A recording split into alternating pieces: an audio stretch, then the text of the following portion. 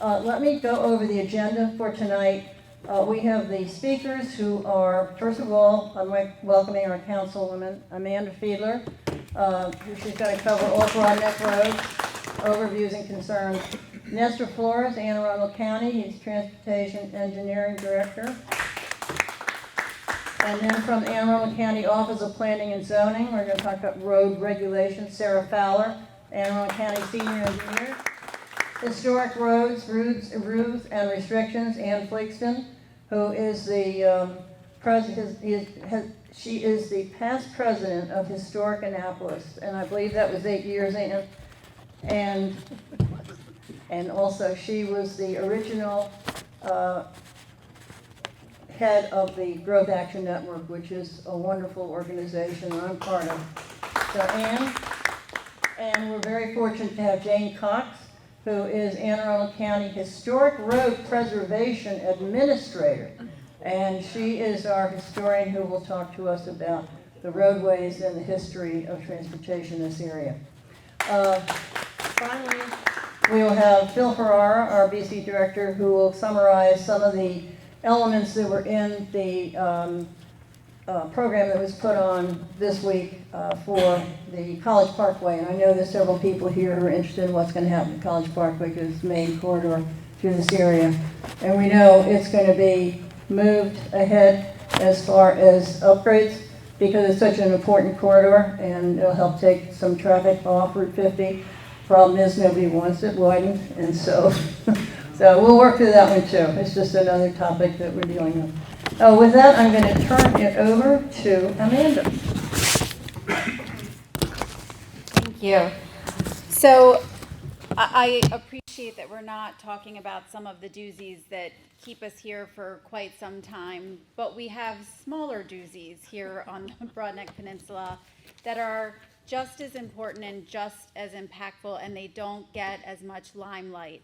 So if you think about the traffic that we deal with on an annual basis, certainly we have our seasonal traffic. That's a given.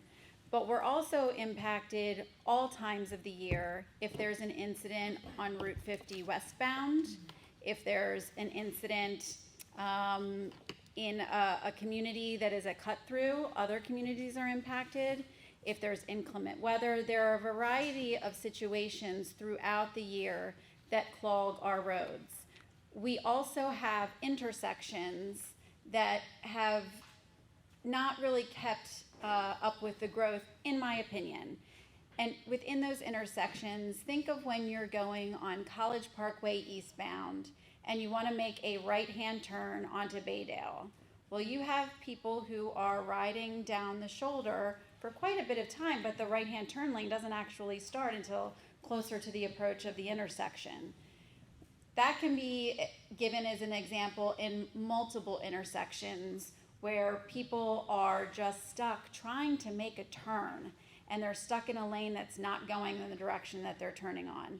Shore Acres Road is another example. When you're leaving Shore Acres, if you live in Stonington or Bay Hills on the backside, and you want to make a right-hand turn onto College Parkway, well, you're at the mercy of those who are in the line to go left. So those are the types of things that we need to hit a kind of reset button and say, are we really utilizing all of our intersections in the most efficient manner? And then we have school-related traffic. If you live off of Peninsula Farm Road or Green Holly Road, you know the impacts of school traffic. Some of that has to do with the intersection, some of that has to do with the volume, some of that has to do with the parking situations at the schools and how they flow their traffic on their property. So these are all things that must be considered in a larger picture that we haven't really talked about because our focus has been so set on Bay Bridge traffic. And let's not forget, we have to make sure that while we're looking at each of these individual challenges, we also have more pedestrians and more bicyclists who are going to be utilizing the Broadneck Trail as it becomes finalized from the original B&A trail all the way to Sandy Point, which I'm hearing as of today, construction should be underway on the final phase to Sandy Point in 2025. Yes, we had some right-of-way challenges, but we're going out to bid, and we should have some construction slated for 2025. So I don't want to jump too much into Mr. Flores's discussion points, but I have to say, I know he's speaking next. Mr. Flores does traffic for the entire county? Entire county. I talk to him almost weekly about multiple situations in just District 5. I'm not sure how he's awake right now. He does an incredible job. We don't always agree, but what I will say about him is he makes sure that to the best of his ability, the community knows what's going on, the community has an opportunity to weigh in, and he's always willing to hear everyone's perspective. And you don't always get that in government, and I appreciate that so much about him. So with that, I will pass the microphone back to Pat, but please know that I am aware of these situations and concerns and working actively with our traffic engineers. Thank you very much. Good afternoon. I just wanted to tell you that this is one of the nicest human beings I've ever worked with, and for all the years I've been working in the county, I am so happy he's here with us. Thank you, Ms. Lynch. Thank you, Councilwoman. They just threw me off. Usually I don't get treated that nice. The first thing I was going to ask is everybody raise their hand. I don't want to see no tomatoes or any onions coming in my way. But thank you for having me here. I think I was here about a year and a half ago. If you remember, I was here to talk, and it was a bigger meeting because we have, of course, our friend State Highway here with us. Today, I appreciate being here because we're going to talk a lot of what we deal with every day, which is the local traffic.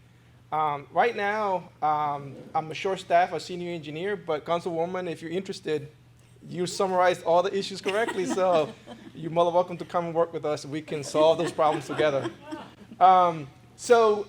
With me tonight, I do have other staff members for the county, and I did apologize for them. They're with the Office of Planning and Zoning, but I'm taking all the credit. I'm saying DPW is the form of the presentation. But my name is Nestor Flores. I am a professional engineer, and as you can see, I'm also a professional traffic operation engineer, also known as a PTUI. But I do have from the Office of Planning and Zoning, I have Sarah Fowler, who's going to have a short introduction or a short summary discussion what she does, right? Because we're talking about roads tonight. And I also have Ms. Jane Cox, who will give you the perspective of cultural and historic point of view. But Ms.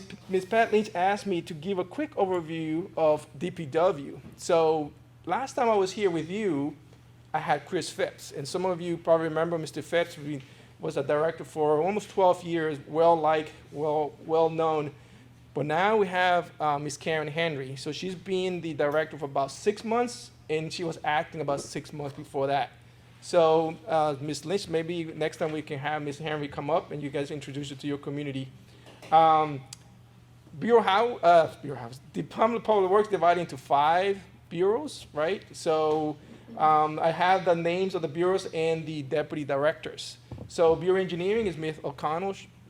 Basically, she's in charge of doing the capital projects, and she's also our engineer department. So they do a lot of highway design engineering. Bureau of Watershed Protection and Restoration is one of the newest bureau, about 1.5 years, 2 years old. And Mr. Eric Michelson, some of you probably know that name. If you guys near the water, you probably know him. My boss, Alex Bacchie, right? Bureau of Highways, we do maintenance, traffic operations, we do the resurfacing program, and we do the plowing operation as well. Potholes maintenance, that would be us. Waste management, of course, you guys know what they do, which is the recycling, and they do the pickup of trash as well.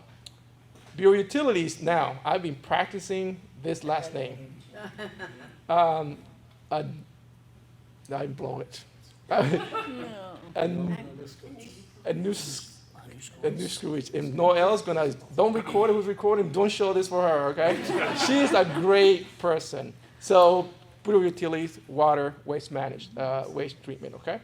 So, those are the departments, and I have a last slide that's gonna have the phone numbers if you're interested, and I can also share this slide with you. All these people are great to maybe invite over the years so you can see, and they have pride in showing you what they do.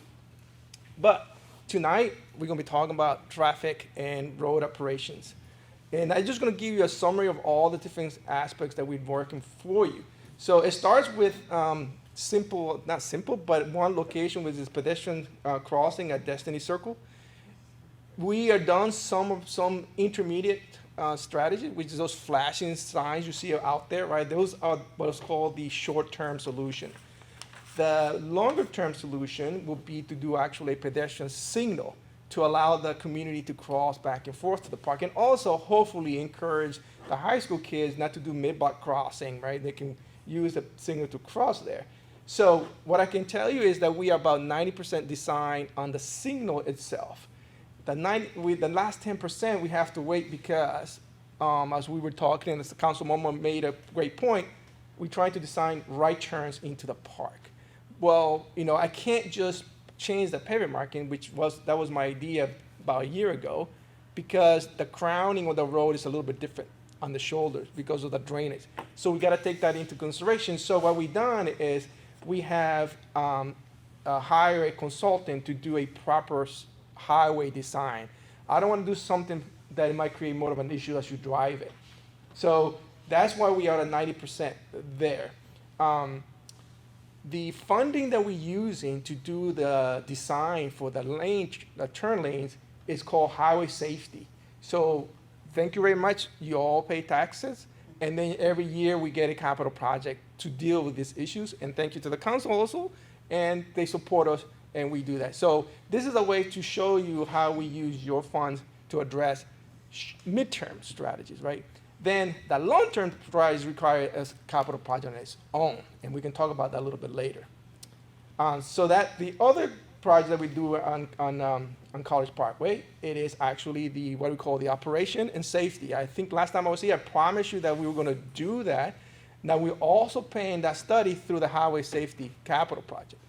So that funds are being used there. And last night we had a great turnout. We had a Zoom meeting or a Google meeting, and some of you were there. And then Adam Greenstein and his team and the consultant did a great job explaining to you where are we on that study.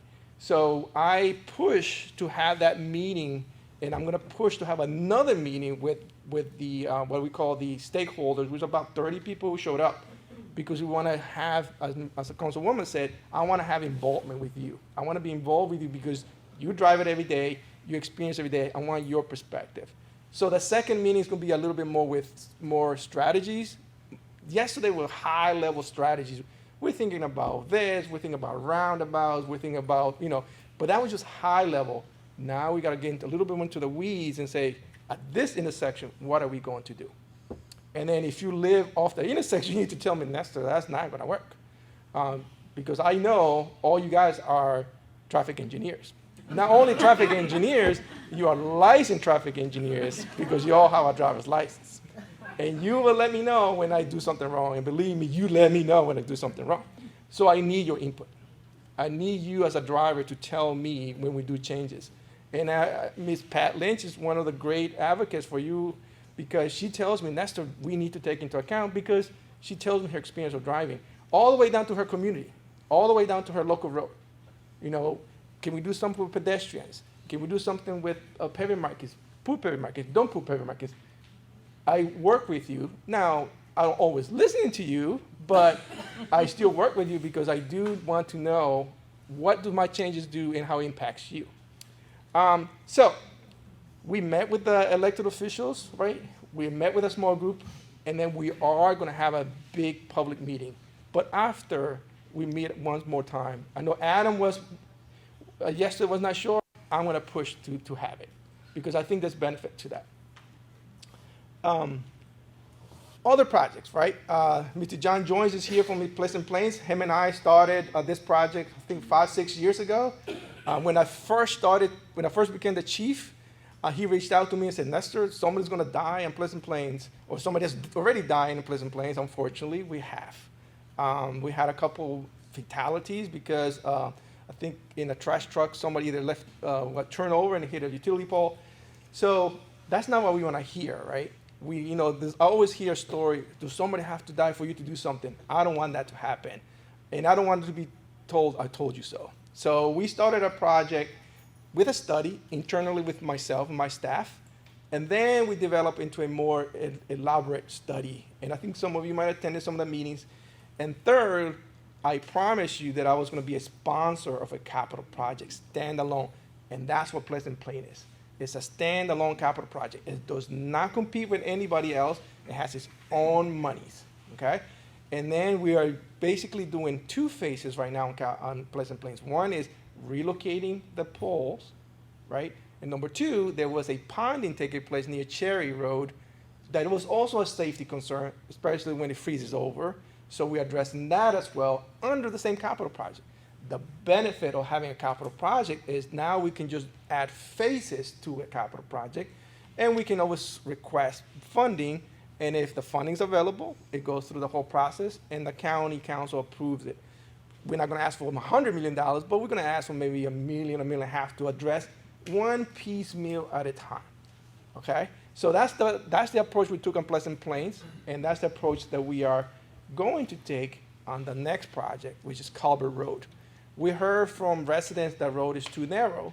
So Chris Phipps, to his credit, he came to me and said, Nestor, I drove that road and you need to do something. And I said, okay, you're my director, we'll do something. So we added to our project list, to highway safety project, the one that I told you about is in there now. So the question would be, how quickly can I move it up the list? Okay?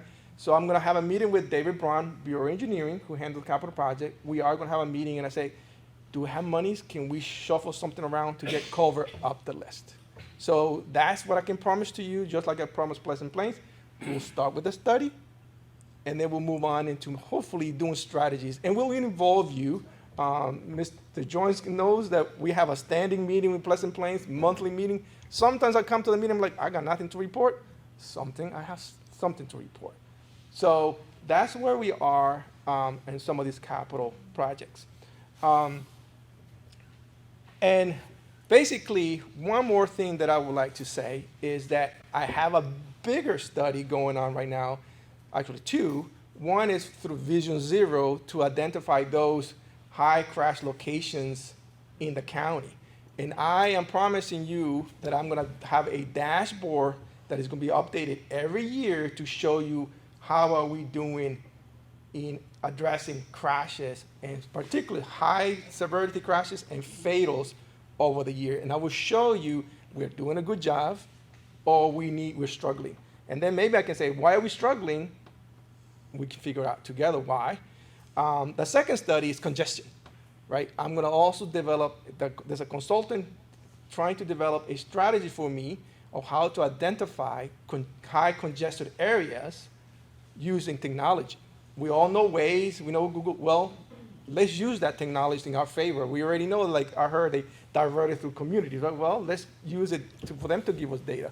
They know when we turn on Waze, they know how fast we're traveling and how slow we're traveling. So that could be a flag to identify congestion. So I already have a relationship. It took me about 2 years, but now I have a relationship with Waze that I can go in the back end to submit information or request information directly from them. I'm learning. The other type of strategy that we can use is we can use the federal government and the state government have paid a lot of money already for big data. So we can leverage that big data. It's basically, as when you and I use our iPhones, they're tracking that information. It's no surprise to us, right? They're tracking that information now. They might know exactly who we are, but they know we're traveling on Forest Drive, we're traveling on College Parkway, and they can feed that data back to us in big data. And then I can say, oh, over the year, College Parkway is showing something is off in the average. Finally, I am implementing new technology to our signals. You probably heard smart signals. You probably heard of technology that monitors signals and tells the health of the quarter. So we have MyoVision on College Park right now. So I can tell you, how well we're doing with our progressions, right? I can tell you if, for example, there is a left turn that keeps coming up and there's nobody there, and we're able to identify that already. Because I only have 3 signal techs, right? I want to use technology to tell me, hey, Nestor, something's going on at Shore Acres. Something's going on at Baydale with that left turn. It keeps coming up. You don't have to tell me. Right now, I'm relying on you telling me. I'm sitting here and the signal's not changing. or I'm sitting here and it's changing too quick, that will trigger me, hey, signal, go check. I want to use technology to tell me, hey, send me a message, something's going on here. So we're building that technology in the county. So College Parkway is one of them, was one of my first ones. I got Forest Drive running, I got River Road, I got Benfield's gonna be next, and Veterans gonna be after that. So we're building a network to leverage technology. So basically, that's all I have for you tonight. Traffic light, Yes, the Cape, Pleasant Plains, Old Mill, and Cape St. Margaret's.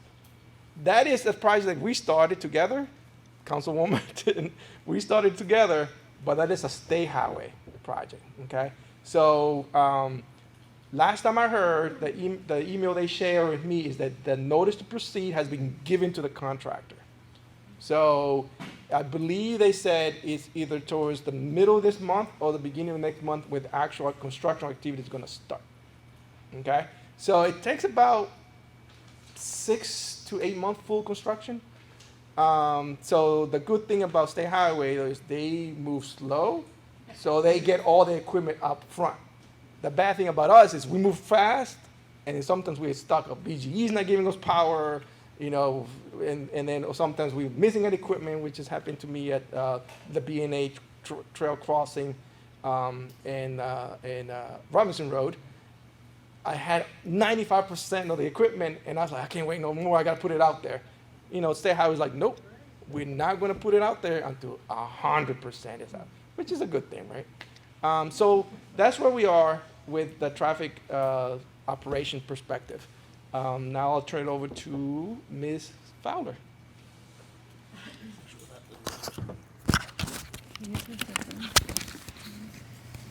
Thank you. We'll have questions at the end, so if you have Good evening. My name is Sarah Fowler. I'm listed on here as a senior engineer, but I'm a planning administrator within planning and zoning. I'm in charge of the transportation review team. So I'm sorry. How about this? Yes. Okay. I apologize. I don't like microphones, so bear with me. So I am the planning administrator in charge of the transportation team within planning and zoning. Our primary responsibility is reviewing development, so that's what I'll talk about tonight. So when we have a development coming in, if they are generating more than 50 trips per day, which is a pretty low threshold, that's about 5 houses worth, they have to do a traffic impact study. They have to go to the second arterial intersection from there, which in some areas is pretty small. The arterial roads are the big roads that carry tons of traffic. They have to do a study to that second arterial. They have to study all the roads in between and all the intersections, all the major intersections in between. And they have to evaluate it based on a big, long set of guidelines that we have in our design manual and in the county code. If there are any failures on any of those intersections or road segments, then they have to mitigate. And a mitigation in this context is, it's not fixing it. We can't say this is a failing intersection. You have to make it perfect, free-flowing, everyone's favorite intersection. They just have to fix it enough to basically fix what they broke. If they added 10 seconds of congestion to the intersection, they have to do something to give us 10 seconds back. Whether that's adding a lane, whether that's fixing the signal, whether that's doing any number of other improvements. Sometimes it's easy to measure, sometimes it's not, and we have to use sort of an engineering qualitative analysis on what they're doing and whether it's going to fix things. So the complication here, and Jane will get into it a little bit as well, is scenic and historic roads. Sorry, I'll hold it up. A number of roads in the area are scenic and historic, and we love them. They're beautiful. They are fun to drive, but they are often failing. They're not wide enough for the county standard. Well, according to the code, scenic and historic roads do not have to address any of that development adequate public facilities requirement. The intersections do, but the actual road segments, they're going to stay exactly the way they are. They're not studied. So sometimes we get a little bit of conflict because people sit in traffic on those roads, and it's not great. But that is the way the code is written, and that's something that we've noticed over the years, and we're investigating whether there's things that we can do to still preserve the scenic and historic nature of the roads, but also have some improvements to them. So beyond the transportation network, so the traffic studies, my team also reviews, what did I write on there? We look at the site access points. So that's when we can do some improvements on scenic and historic. If the site accesses a scenic and historic road, we look at the safety of that access. Is there adequate site distance? Are we creating a hazard? Is there adequate lighting and things? And then we work very, very closely with Jane's team to come up with a solution that will improve safety, but also preserve that scenic and historic character of the road. In addition, just in general, we review all of the development characteristics inside the development, but I think today we're more focused on the network that everyone's driving on. So I'll stop there unless anyone has any questions, but I think questions are at the end. So, all right, Jane, I think you're next. Good evening. Oh, sorry about that. In front of me. I think, Pat, you had wanted Anne to say a few words before I do my presentation, so Anne I'll was going to introduce herself. pass that to you. All right. Well, I'm going to say very few words because I don't know very much about roads, any kind of roads. If you ask me about a historic house, or some other kind of thing, one thing, we had a problem with our neighbors in Annapolis. We didn't have a problem with roads. We had music sometimes at night when people had a party. I got called at home. I went down there. Sometimes it seemed that the music was going right where it shouldn't go. So either neighbors have to work with each other. If you do have a historic house, you have to balance each end of it. And I'm happy to talk more later, but these are the experts. Testing, 1, 2. Sound good? Okay. Thank you, Anne. I guess the point that Anne makes about being an expert in historic buildings. My work with the county and my actual title is the administrator of the Cultural Resources section in the Office of Planning and Zoning. So while we do try to manage the Scenic and Historic Roads program, we also are responsible for trying to preserve and protect over 2,500 historic buildings, historic districts, about 1,800 archaeological sites across the county, and 700 historic cemeteries, in addition to 154 scenic and historic roads. By way of a bit of background, the Scenic and Historic Roads program, its genesis was actually over 25 years ago when a working group got together, created a Scenic and Historic Roads Commission under the county government to study the question of whether we could protect scenic and historic byways. And from that study, a 2006 piece of legislation came forward which designated 154 scenic and historic roads and put in place a development review requirements for those roads. One point I want to make in there's some common misperceptions about scenic historic roads is that, first of all, the Scenic and Historic Roads program is really just something under the Development Review Code. When we see a development, when a proposal comes in for an individual parcel, we can apply 14 criteria that are found in the county code to try to protect the historic and scenic nature. There is a provision within that county code that says if safety is an issue, we have to work cooperatively with the transportation team, with DPW, with other interested parties, and the developer themselves, the applicant, to make sure that there's a balance between safety concerns and between trying to preserve those scenic and historic characteristics. So I think that's a really important point to understand about how the legislation how the code works in that instance. The other misperception I've encountered after doing this for 25 years is that a lot of times people think that something on a scenic and historic road actually gives us the authority to control the use or the zoning, what's allowed to happen anywhere along that road.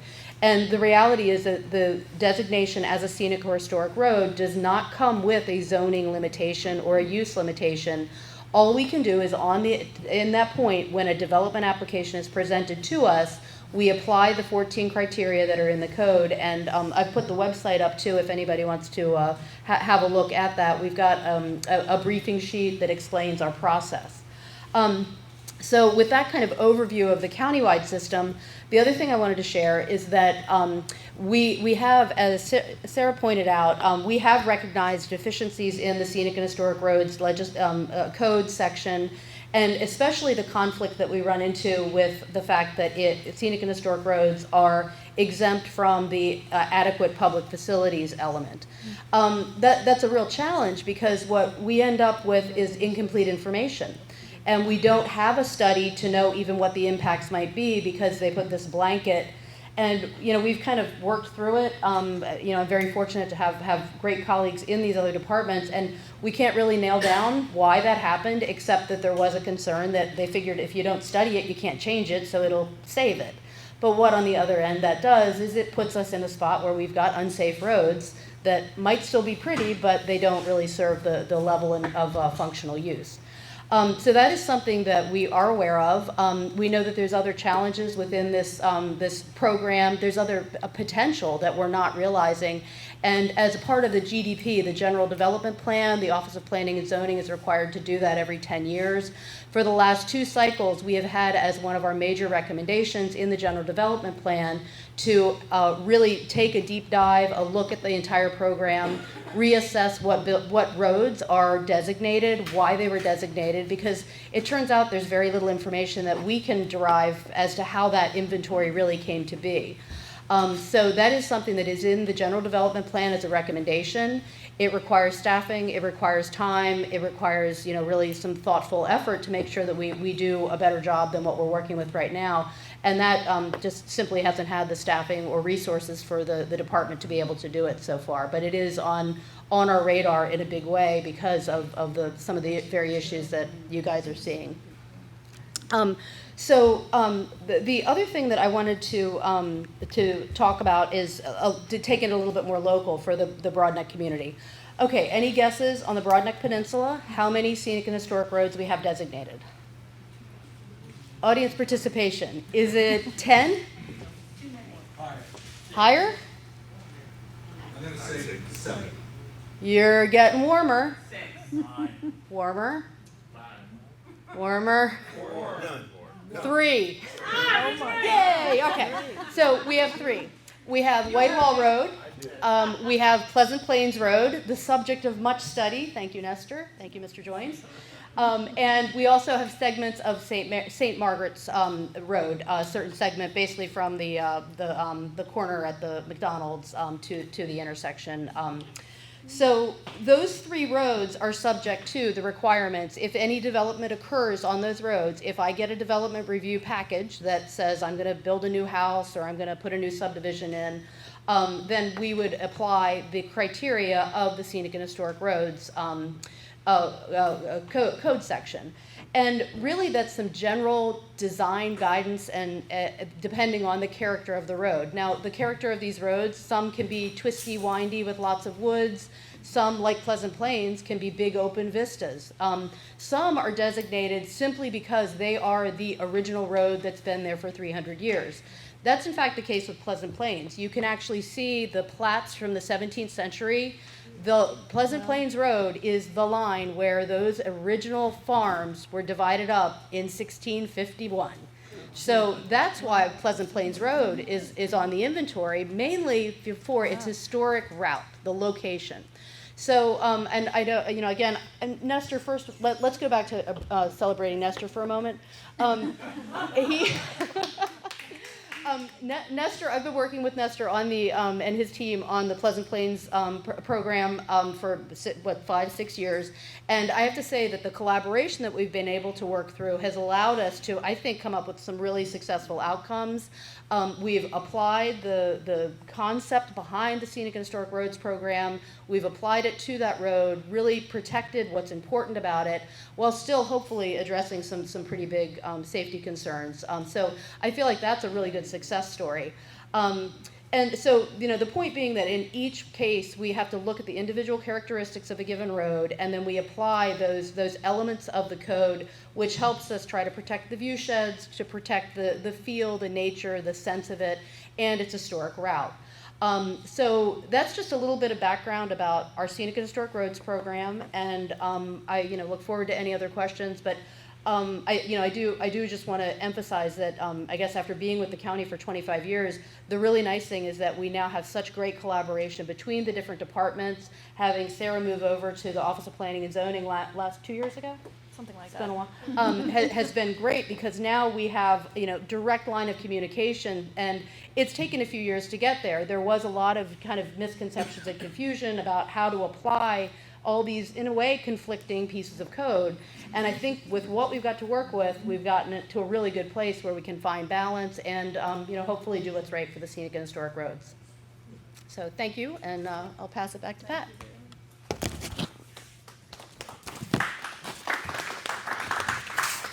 We really appreciate, turn us. Yep. We really appreciate your presentation because many of us don't know a whole lot of historic roads, but now that we know there are only 3 in the Broadneck, we can understand why we haven't gotten involved.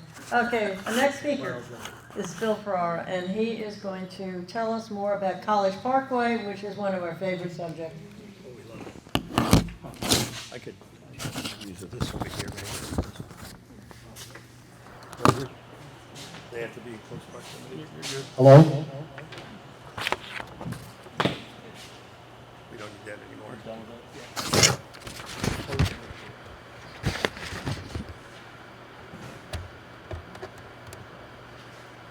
This way. Left to right.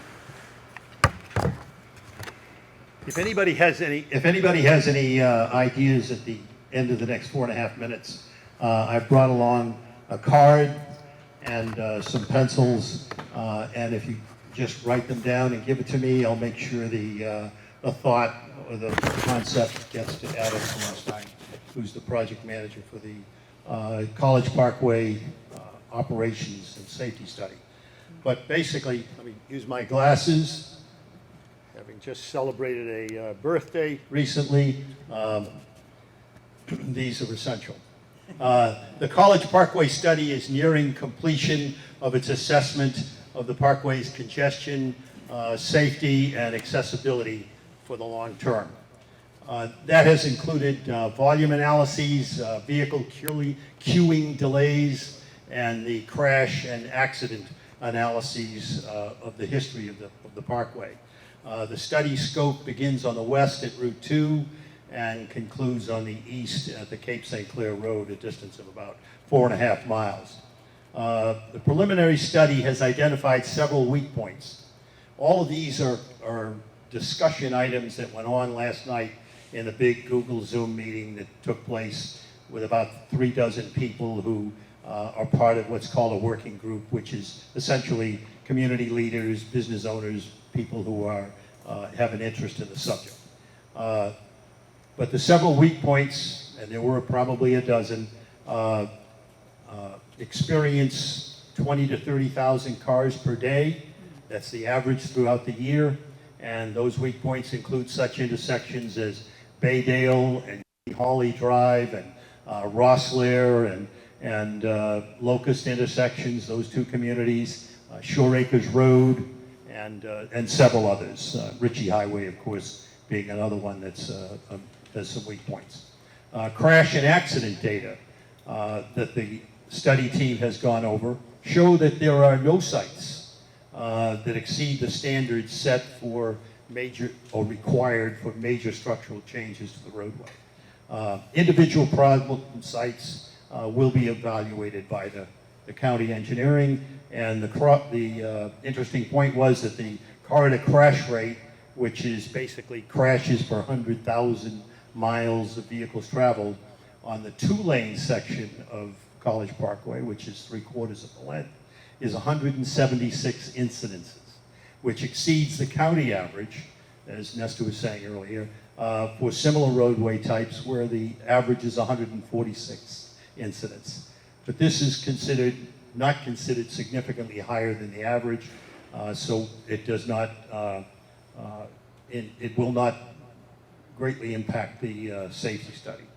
However, it is something the county will continue to monitor, as Nestor has just mentioned, over the long term. The study team is considering several options as the study nears completion this summer. The options may include minor infrastructure changes such as roundabouts, such as exclusive turn lanes and speed monitoring trailers, those little boxes that tell you you're going too fast. Also, under consideration will be a thing that's called adaptive signal controls. Those cameras that you see will be able to tell the red, green, and yellow lights that you need to be 10 seconds longer, or 20 seconds longer, or 5 seconds shorter in order to move traffic more efficiently. Signal timing updates, updating the timing that's in existing signals, and improvements to some pedestrian crossing sites, and also the potential was mentioned for additional traffic signals beyond the 10 that are already in the 4.5 miles that we have of College Parkway. The study team right now is in the process of reviewing all the ideas to the various intersections, and they're looking at construction cost analyses. They'll prioritize these ideas naturally, which is more important to do first, and their costs, and all of that will be developed into a final draft that you and I will get to see sometime late this summer, perhaps August, maybe even into the beginning of September, as I was talking with Adam yesterday, last night, this morning, because of the start of school and when people are back in town and a public meeting can be most effective. By approximately the middle of July, there'll be a meeting, as Nestor asked about, that could occur, which would be another one of the working group. There were 36 there last night. There's probably 70 emails or more on that working group announcement list, and it would be nice to see 70 people with interest and ideas. And then, of course, by July or August, late July, August, will come that public outreach session where the website and all of its designs and all the information will be available to you and me for a period of 5 weeks for comment and input. And then after that comes a public meeting in perhaps Broadneck High School or Broadneck Elementary School or some large public venue for a general public meeting. That's it. And again, if there's any ideas that you really think need to be brought forward that perhaps haven't already been considered, we can put your name and your idea down here, and we'll get it to Adam Greenstein. Thank you very much.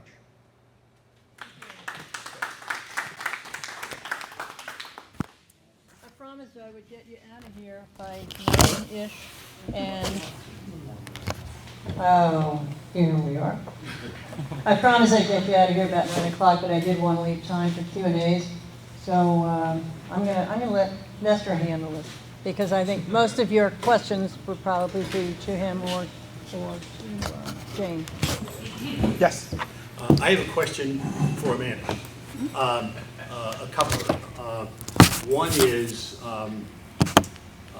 I understand, but I'm shocked by the 2025 start of construction. The one request I'd have is, would Recreation and Parks keep the project website status current? It's always a year out of date. Sorry. And that's an urging that we need to do. Public needs to know that. I would agree with you. I go to the website first to look at the update before I go to the department. I think there have been a lot of moving parts with regards to that last phase that goes to Sandy Point. And I do want to make sure that I am giving you the correct and most up-to-date information. So if you don't mind, I'm going to scroll through and try to find the exact email that I received that gives some accurate date information. I don't want to be off by any sense of a month or a week. But yes, I think that there is need to improve the website and timeliness of the updates. People need to know that. I would agree. And then I have another question. Sure. Historic roads. The road that goes to Jug Bay, Glendenning, and the main campus at Jug Bay. The road, not the one that comes off the western part of Route 4 that goes by the old farmhouse and whatnot, but the road that goes to the west that comes off of the overpass on Route 4. Is that a historic road? It is obviously an old wagon road. It's very narrow. There's a lot of traffic because that's one of the primary accesses to Jug Bay for the public, and I use that all the time. Yeah, And yeah. it is scary to drive through an old covered wagon road that is about as wide as from you to me, and there's people coming the other way. Indeed.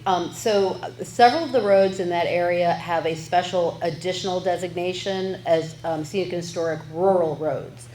There's only a handful of them, I think 21 across and the county, and they are of very, very high significance, and many of them retain characteristics exactly like you're describing.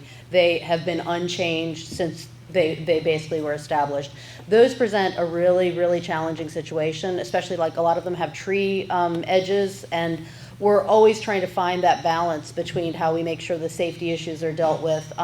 In many cases in that area, though, there's so little development that it really becomes a question of DPW addressing safety issues, because we're not seeing an application on a regular enough basis for development that allows us to impose the scenic and historic roads regulation. So it really just falls back to DPW addressing any immediate safety issues and then doing that in the most sensitive way possible. The roads like that can be troublesome on a Saturday or Sunday, people coming, people going, and it's literally Yeah. mirror to mirror. Back to covered wagons, I guess. It's definitely covered land. I have an answer. Yeah. Okay, I'm going to answer your first question in detail, and then I'm actually, if you're okay with me asking the audience a question with a hand raised? Okay. So this is direct from an email that I received yesterday. DPW has indicated that the purchase orders to move the project into construction are pending approval. We hope to be in construction by the end of July. Final approval of the grading permit is pending.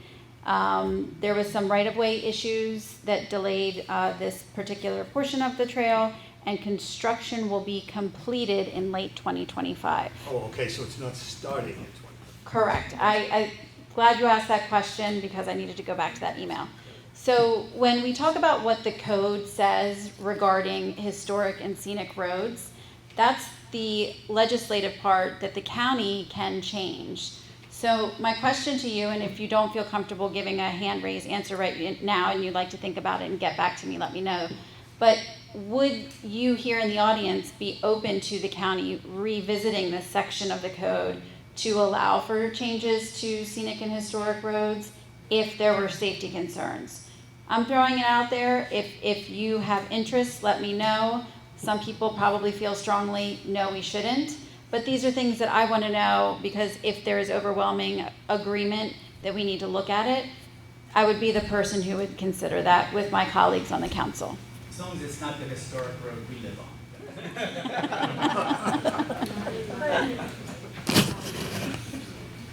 Sorry, question. Along that same lines, isn't the county in the process of going back and re-evaluating the scenic and historic roads? And I understand that that is going to be conducted by a different group than was originally doing it. There is nothing on the books in the work program. There's no funding. There's no consultant. It is something we know needs to be done, but we do not have the resources to do that. The original study to create the program took about 5 years, 2 consultants working on it, and a commission of citizen-appointed commission. Right now, there is no mechanism in place to do so. We know we've done internal studies. We've got our own internal plans, but it is something that needs a very broad community engagement from the people that will be impacted. So it's something that we don't have on the work program horizon in my section right now. So just Let's turn the way back over there. Switch sides. Well, since you have a microphone, this is in regards to the historic roads. You have that, I think you said there was a 14-point evaluation that you have. If the historic road is to be considered being revamped, say by the federal government, does that supersede your 14 points, or could you interject and say, no, you're not doing it? We cannot control what the federal or state government does. So say a road that's designated that goes through a state park, they can do whatever they want. We can't stop them based on our local code, because they're not, the only time we have a triggering action where we can review and have a say is when a development is proposed that requires permitting by the county.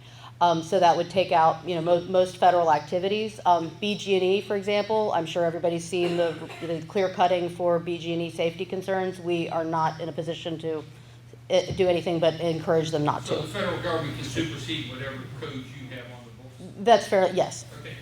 But that's on a federal area. Whitehall Road, which I think is what you're talking about, is not a federal area, it's county controlled. And I know you said you wanted to talk about Whitehall at a different time, but we have a historic roads experts here.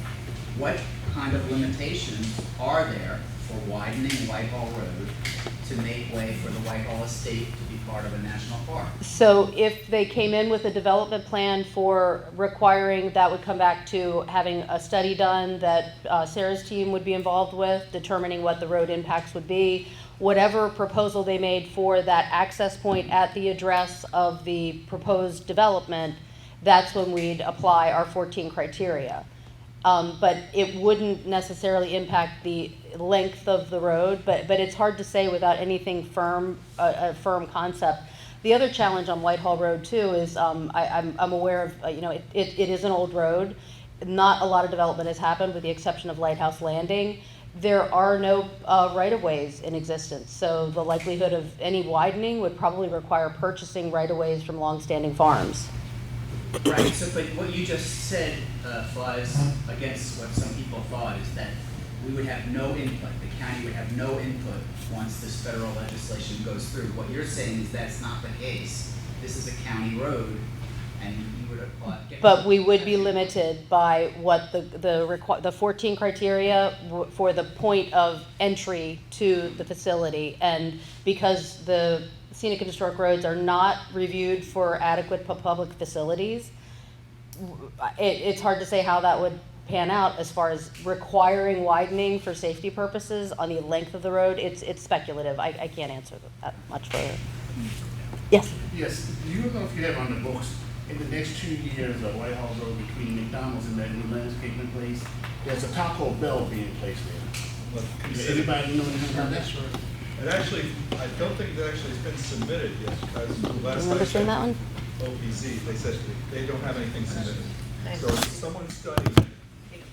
That's about as far I as. heard So- in 2 years of the Taco Bell. At this point, I end up seeing all of the development things that come in for my team because I pass the transportation reviews out to my team.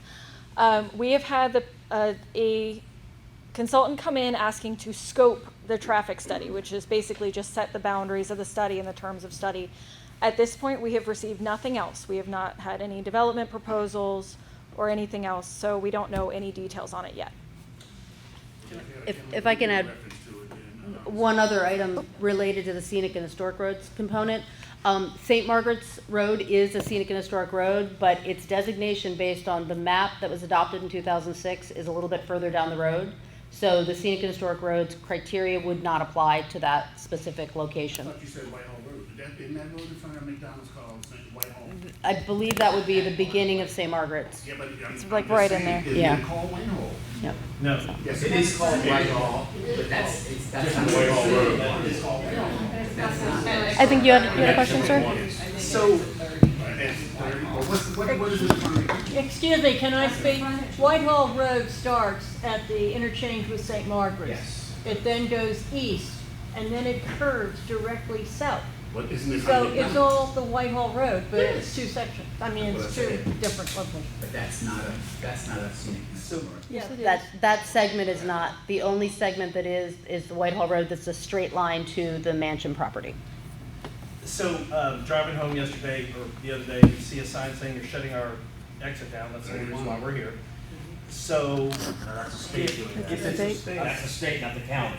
okay.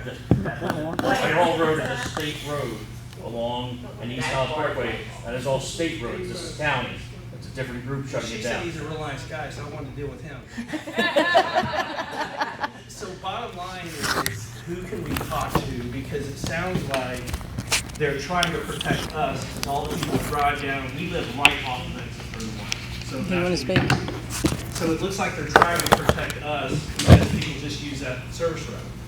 However, every suggestion that my wife looked up is going to make it hard for us the entire year. We may never get home. As opposed to, okay, during the summertime, on Fridays, it's going to be bad. No, it's not. But they're shutting down our exit, which I'm sure nobody would want their exit shut down. That's their purpose. Nobody asked us about taking off at 30. What's the big deal? Well, what are they doing with the other? Yeah, but did you see the other proposition? What? They want to make it one-lane road. No, they- Well, we need to. That's what it Hold on. Well, wait a minute. Hold on. I'm working So- on MDTA and States Highway, and that is not going to happen. Pat, take the microphone, speak into the microphone so people can hear you. Okay, here we go. I've been working with State Highways on this for a couple of years. And you know, we did a pilot project over on near the Oceanic Drive area. They have not really come up with much of a solution on that. They're still going to run more pilots. But what they have decided, because of the dangerous exit on 31, that is what they're going to shut down. They also had thought of shutting down exit 30. And I asked them not to shut it down until we went through a pilot by shutting down 31 and see how that goes, because you all will at least have the exit that is a little east of McDonald's, and then you'll also have the exit at Oceanic. But the fact of the matter is there are so many cars that pile up at 31, going by 30, going by Bush's Frontage Road, and also when you get to Oceanic. I sat up there for hours, taking notes on how the traffic is run. This is absolutely essential. So And you're saying you're shutting it down because of safety reasons, not? I can't. She's the state highway. Right, okay, so they're shutting it down for safety reasons. Yes. Substandard. Yes. What are the other suggestions that they're floating, and how can we be a part of those? No, all that was a comment period, and we've had meetings with them since, where they have gone over the comments, and you all didn't agree with them. Nobody wanted to go the wrong way. Exactly. We didn't want to lose our two-way direction. So right now, you're saying that the only thing shutting down is just that intersection shutting down? That's the only action plan that they have right now, is shutting down 31. So how can we stay on top of it to make sure that we're heard when they start making more decisions?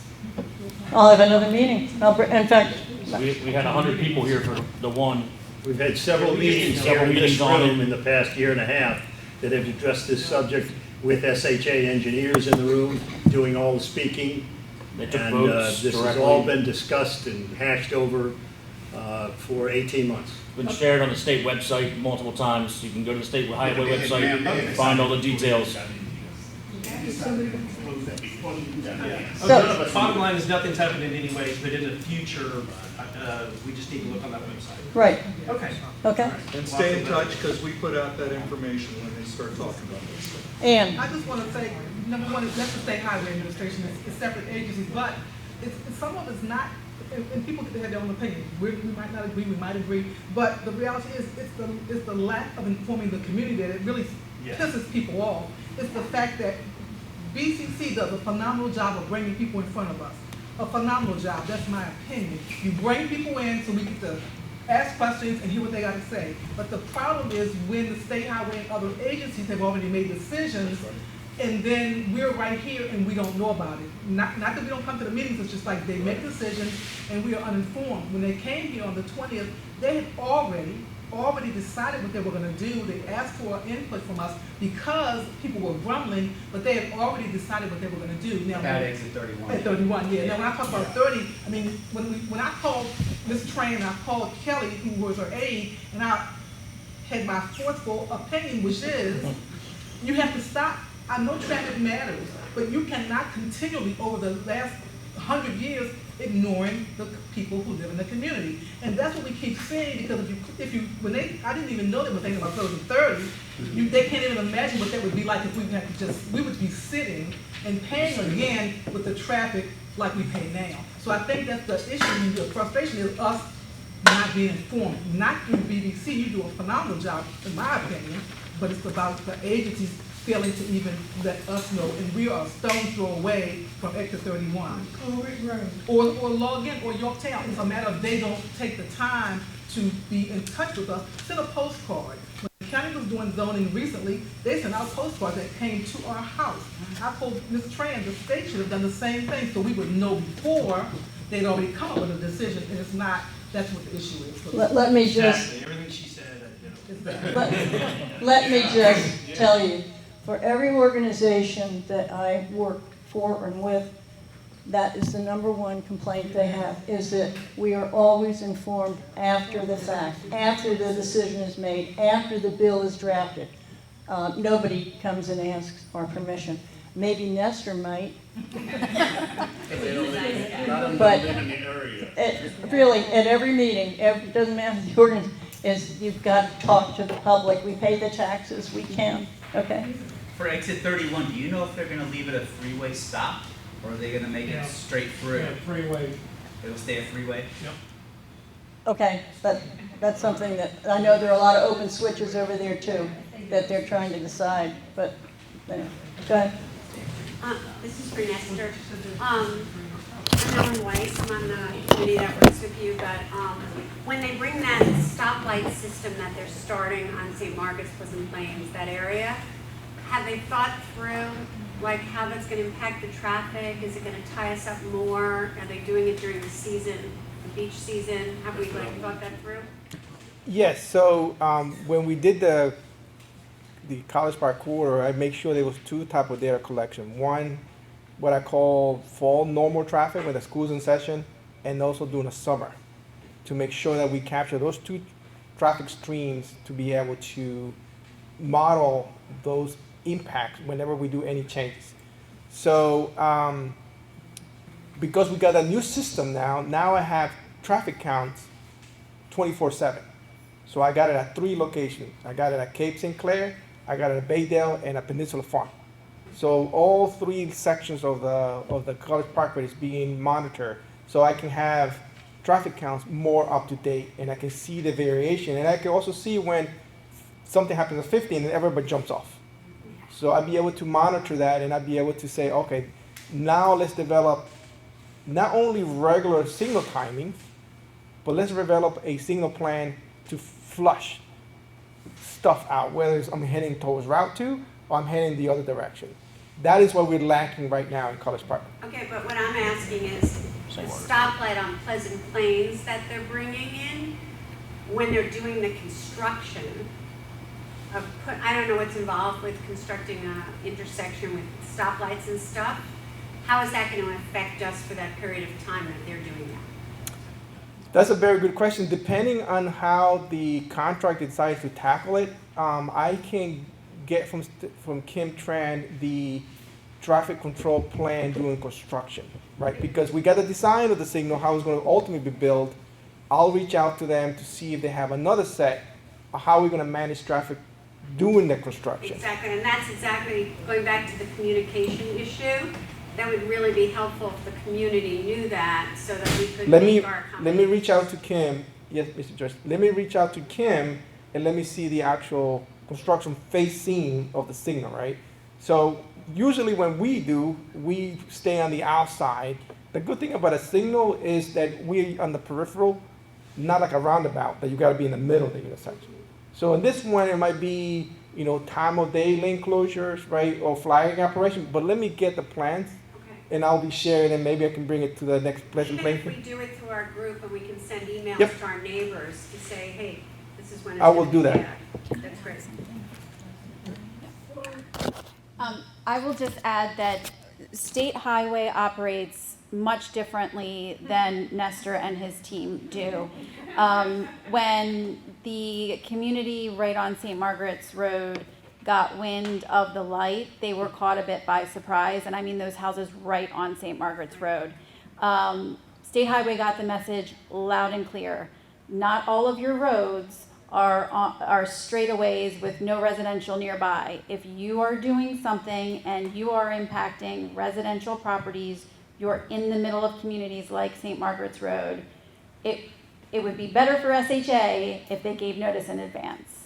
So I will double down and support Nestor's efforts to get that information to the community. And I will say, I don't mean to bring the topic up again, but I want to say State Highway, from my understanding with regard to the 3 pilot options, is really steering away strongly from the one-way. And when they do run the one pilot option that they land on, it will be done during Thursday through Sunday peak hours. It will not be, to my understanding, they're going to try to steer away from Monday through Sunday. So I hope that gives you a little more reassurance that they are trying to balance the needs of the community to commute easily with summer traffic that tends to be in certain portions of the week. But obviously we have it in some other days too. John? Nestor, one of the questions that Pat forwarded to you that I originated for Kim Tram, we have St. Margaret's Road started during the daytime, putting the pipe down the middle of the road and closing one lane. We have this closing of an intersection in the Route 50 the other way, and now we're doing all of that. I asked that Kim Tram be at our next meeting to explain to us just how this is all going to flow. Yeah, as you know, Mr. Jones, I do my best to get State Highway our meeting. So, she's a lovely person. yeah. So, but what I'll do is I'll post that. So the utility work, that's county work. So I'll coordinate with them, make them aware of what's happening with the trial. They publicized they're doing it at night, and then they started doing it right in the middle of the day. Yes. So it's a balance, right? So sometimes, we say night might be better, but then whoever next to that construction might not think it's better because all the noises. So it's a balance. So, but I'll make sure the project manager of the utility work is aware of all these other activities taking place. I already mentioned it to them one time. Yep. And then I'll get Kim Tran. Ideally, hopefully, I can get her to attend. Maybe she didn't promise that she was supposed to be there next week, right? She was supposed to be there next week. So, but I'll remind her and kind of nudge her to hopefully she can come over. But in any case, I'll get those details, and then I'll reach out to District 5 to see how long and if they are going to be studying, because I got caught by surprise as well when I got the email that they were going to do that trial, right, coming up soon. But I want to ask them, because last summer they had a consultant doing studies. What was the impact? So I already have in my mind some potential impacts. I am concerned what's going to happen to College Parkway, because what is Waze is going to do, right? Because Waze plays a big role. As soon as you drop a point somewhere on Waze, it's automatically says, go this way. Must have been for the Naval Academy graduation, both the Blue Angels Day and Graduation Day. Old Mill Bottom Road was backed up onto Route 50. And traffic couldn't get into Annapolis. It can pass Annapolis and down Old Mill Bottom Road. Yeah, we are in a very peculiar network setup in the county, because we are surrounded by water and we got so many peninsulas. So anytime something happens, it's not like we're, for example, in the Midwest, that it's a grid system and we can get around pretty quickly. But here is once there's a certain location, it can, believe me from personal experience, we shut lanes at the wrong time and we have created so much heartache with our communities. So it is a difficult situation because there are certain work that has to be done, right? It has to be done, and sometimes, you just suffer for that short period because it has to be done. For example, the signals of safety has to be done. The utility has to be done. We just need to figure out a way. There is no perfect solution. But I'll try to coordinate all those three things, and I'll share the information with Ms. Pat and with our group. I'd like to ask Sarah a question. Sarah, have you, in your position, in any way been contacted about all our projects the county's doing? On Planet Plains Road, we have at least 50 acres of Davison Farm, Dixon Farm, draining into Burley Creek. I've heard all these projects, and they're all worked up beautifully, right to the point of Pleasant Plains Road. They put all the water in a pipe, or they run it down the road, and they dump it into Burley Creek. Your office, I've been trying to get Eric Michelson and David Braun, to come look at it, to study what the other side, the downstream side to the creek is. I have yet to hear anybody doing that. We're not going to sit by and watch all these beautiful projects that I dearly love go on without Chesapeake Bay, any group we can find, we're going to smack you with it if you don't get into engineering that end of it. I absolutely understand. I do not do the stormwater or any of that stuff. I just do, sorry, I'm really bad at this. My office, or my group, is just transportation and traffic, so we don't get into that water issue. However, I can certainly pass on those concerns. David Braun is within DPW and DPW engineering. So,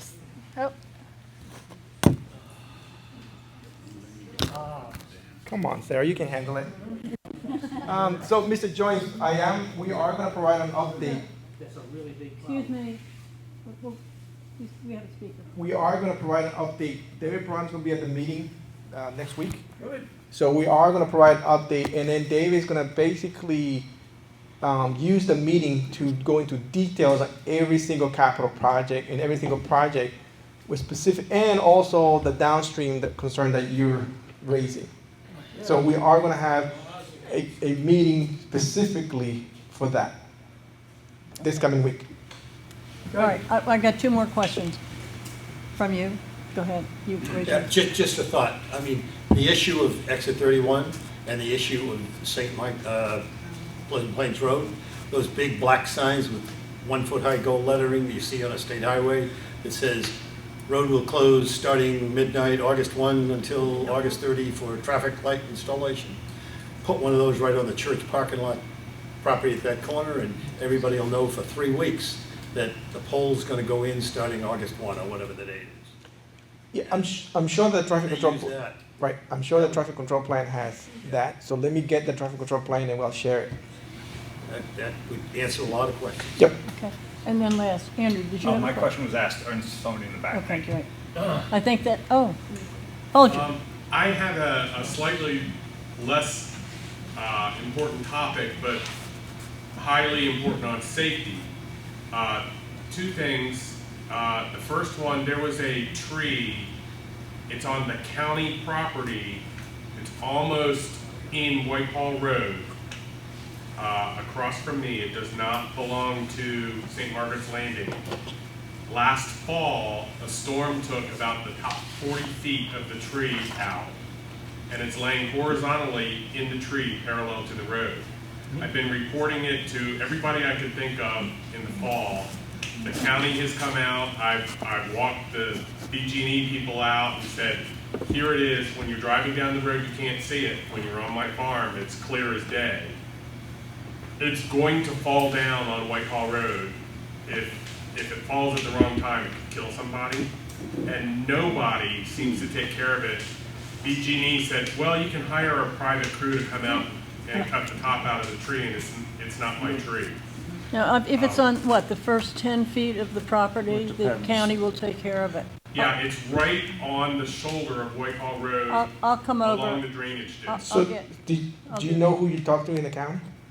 I've called Public Works. I even called the police department. I've talked to BG&E. I've talked to the tree people. So did you talk to road operations, like any books? They transferred me to road operations, who said they would come out and look, and it's still sitting there.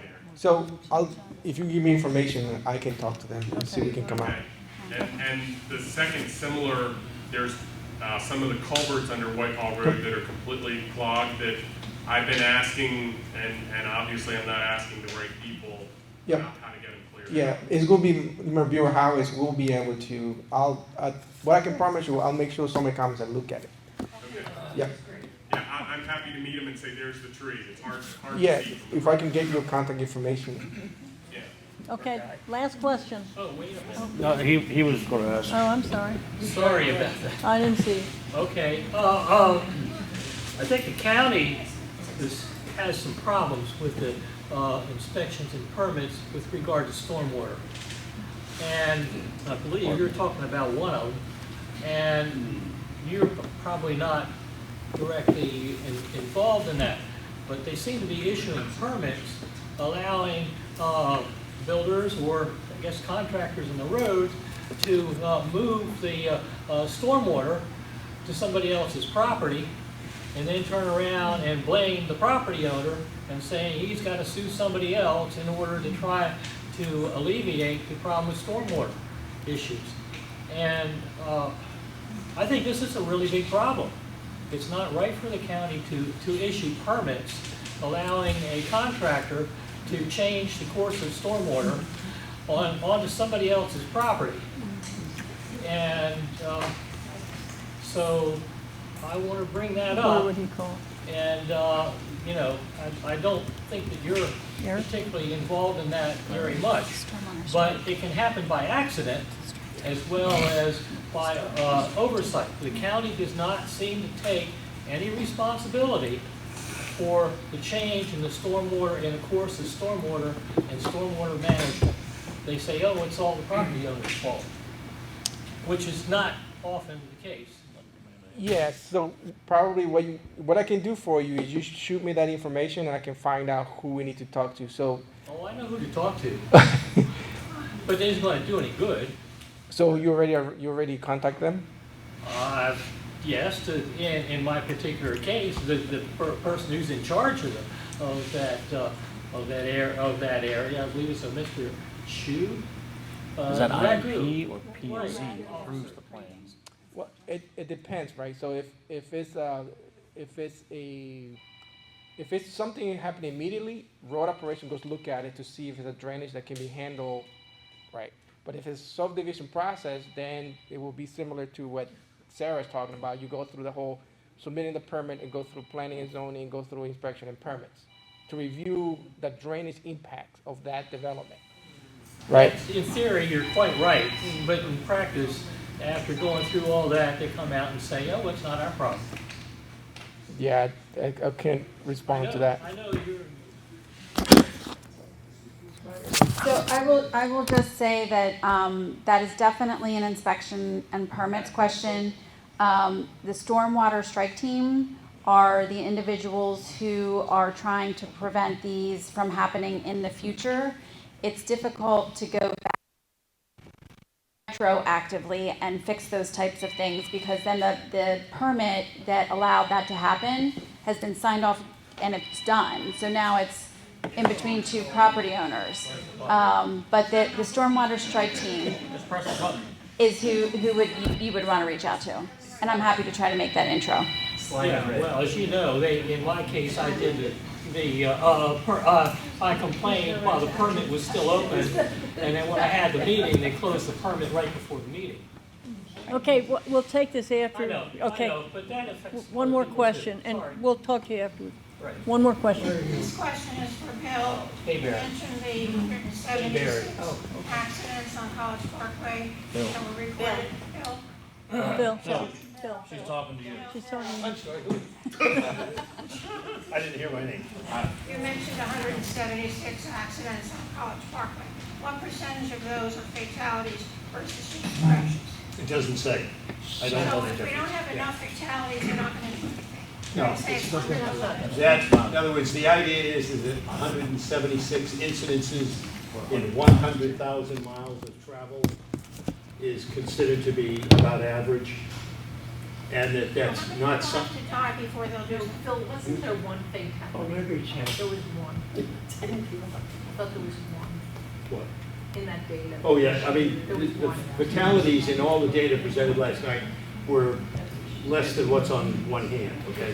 One or two or three names. So that's what I'm saying, unless we have X number of fatalities, No, they're not going to do it.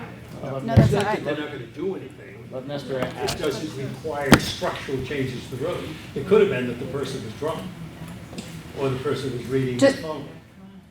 I'd be happy. I just want to tell you that as I go down College Parkway, which has a 40-mile-an-hour speed limit, and I'm working at the college, I leave Bay Hill Drive, turn right onto College Parkway, and when it divides into 2 lanes going west, They go right by I you. have to immediately turn to the left, or I will not be able to get into that lane to turn into the college. When I do that, the guy behind me says, oh, she's going 40, 42, 45, but I need to go 60, and they're on my trunk. Yep, So if that's I were right. to It's step always on the my case. brakes, they would go straight through my blue jean and I'd be dead. And the So- police officer at the college said, well, I wouldn't do that. I said, well, how do I prove nobody is monitoring College Parkway? And this is over I and will- over and over between 5 and 7 p.m. I just want to reiterate what Mr. Flores said. His team and he, as the head of the team, doesn't want to say woulda, coulda, shoulda after the fact. They are being very proactive. Monitoring the speed limit. That's the police's job. No, nobody's monitoring it. That is the police department, and the police do go out when they have a request come in for speed I monitoring. requested it twice. Nobody has come out. Between 5 and 7 p.m. during the week, there's nobody monitoring that stretch of College Park. I will get your contact information and make sure that the traffic safety police officer knows that you have not seen anyone, and we'll definitely follow up. It's a quick comment, just one quick comment. Pat, when you started the meeting, you talked about you got phone calls about the traffic. It's probably because of that 95 shutdown. Everybody has to come over here to go to Philly, you know, like, so it might cease when Yeah, we've had, I've heard, in fact, when I was on the phone with MDTA this afternoon, I said, I've never seen the traffic as bad as it's been It's in the almost 7 last days a week. couple of weeks. I watch it every day, and it's terrible. I know, we live right out there. I know you do, I know you do. Okay, I think we've had an excellent participation by our county chief and management team and administrators, and I thank everybody for coming. You have really given us a lot of information. I wasn't sure how this would turn out because it's a little bit dry when you talk about traffic. But I when Nestor's talking about it.